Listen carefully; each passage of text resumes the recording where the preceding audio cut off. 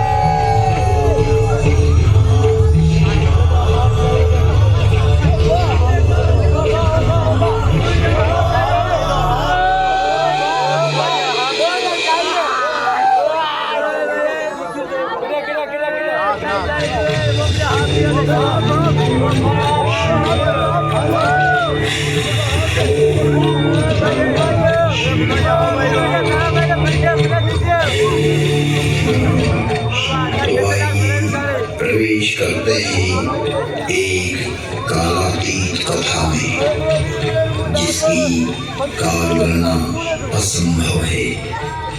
घटना युगों पहले की है कि जब अनेक अंतरिक्षों में अनेक ग्रहों पर उद्भव, पालन और संहार हो रहा था, अर्थात कई सारी सृष्टियों का प्रादुर्भाव और विलय हो रहा था। कई वहाँ की सभ्यताएं विकसित हो रही थी तो कोई नष्ट हो रही थी, और वर्तमान में भी यही क्रम अनंत कालों से चल रहा है और अनंत कल्पांतरों तक चलता ही रहेगा।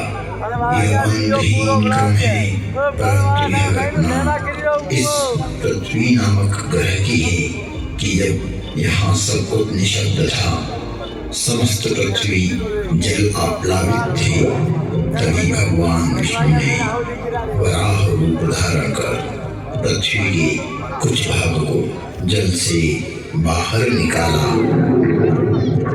जिससे कालांतर में इस पृथ्वी पर जीव पनपने लगा। और एक बड़ी काल गणना के बाद यहाँ मानव पैदा हुआ, किंतु उसे किसी प्रकार का बोध नहीं था, किसी भी प्रकार की अभिव्यक्ति की समझ नहीं थी। ना तो उस समय शब्द था, ना कोई वर्णाक्षर। चराचर जीव जगत अपने अपने समूह में एक मूक दृष्टि से एक दूसरे को निहारते थे, लेकिन कुछ भी अभिव्यक्ति नहीं कर सकते थे। चारों तरफ इस पृथ्वी पर सन्नाटा ही सन्नाटा था। प्राकृतिक स्वरों ध्वनियों के अतिरिक्त यह पृथ्वी निशब्द थी। ऐसे कई युग बीत गए कि अचानक ब्रह्मा को विचार आया कि पृथ्वी का निर्माण हो चुका है।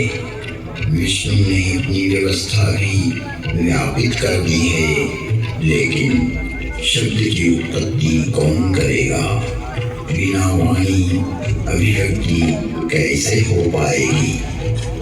जब ब्रह्मा और विष्णु को प्रेरणा हुई कि देवों के देव महादेव ही इस सृष्टि में शब्द की स्थापना कर सकते हैं, शब्द धर्म का दान दे सकते हैं,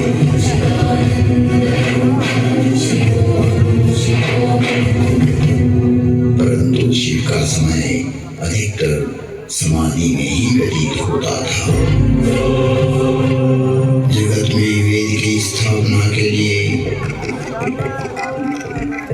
मनुष्यों में, प्राणियों में सत्य, प्रेम और करुणा की भावना प्रकट करने के लिए, शब्द को देख देने के लिए महादेव को समाधि से जगाना अति आवश्यक है।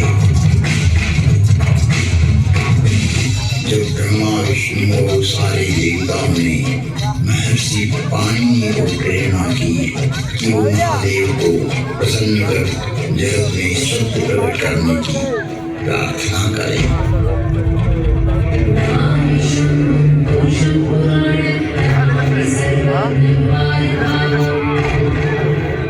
महर्षि पाणिनि के निष्क्रिय एवं जगत कल्याण की भावना से की गई तपस्या ने भगवान शिव की समाधि में विघ्न डाला।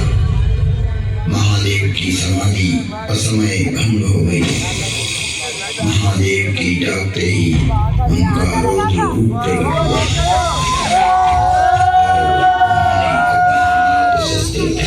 डमरू उठाया और भयंकर तांडव करने लगी।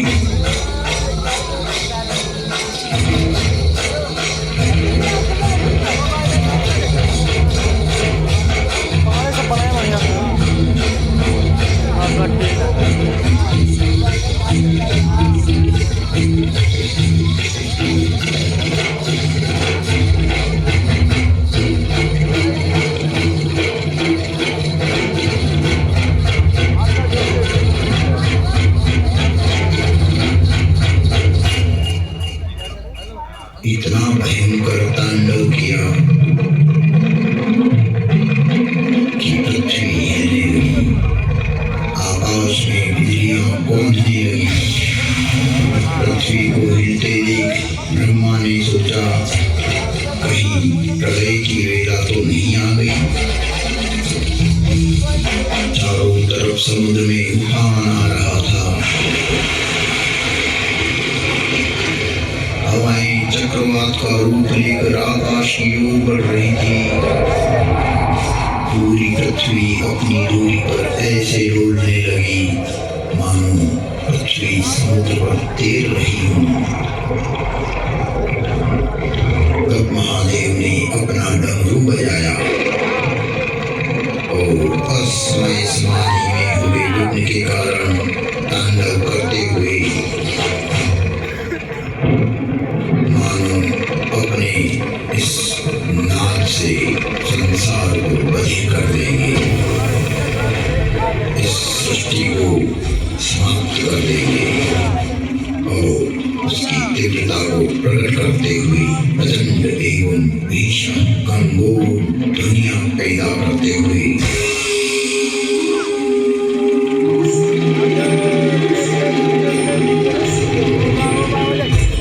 एवं महिमामय भयंकर डमरुनाद किया, जिससे प्राणी मात्र की श्रवण इंद्रियां लुप्त हो गई।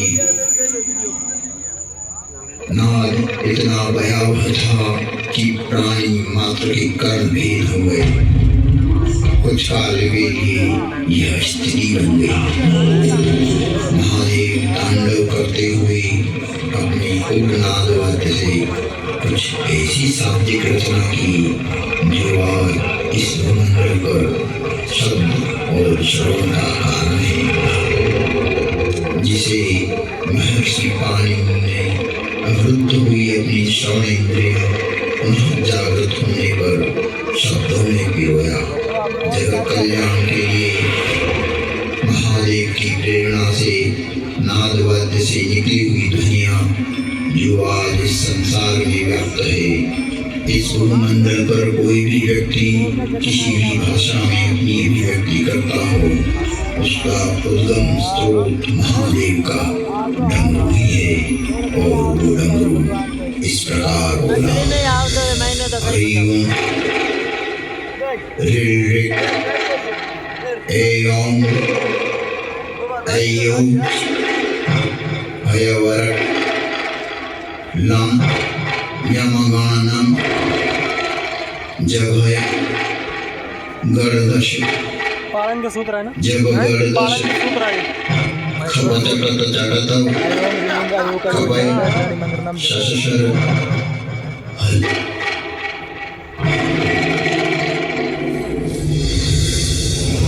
ऐयं ऋ ऐयं ऐयं हयवरट लम यमगानम जभय गर्दश जब गर्दश खबचकट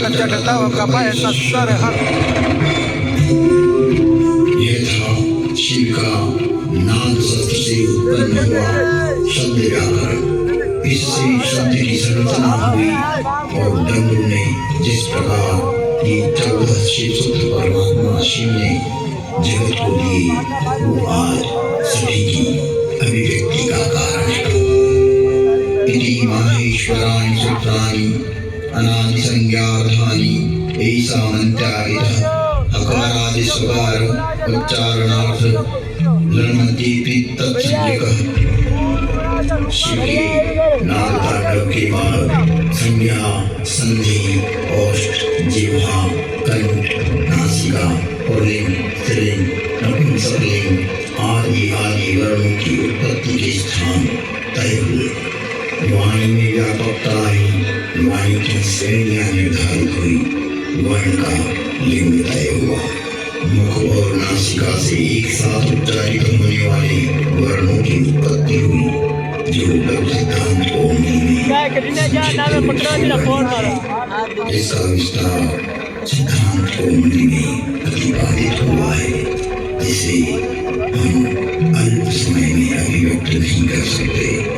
शिव के नाद तांडव के उपरांत महर्षि वाणी ने शब्द की रचना की और अक्षर को रूप देने के लिए प्रथम प्रार्थना की।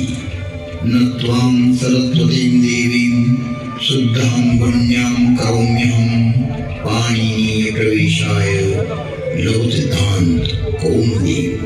महर्षि पाणिनि ने विनय कर लघु सिद्धांत कौमुदी की रचना की, जो आज इस जगत में सर्व भाषाओं का मूल है, जो कि सनातन है, शाश्वत है।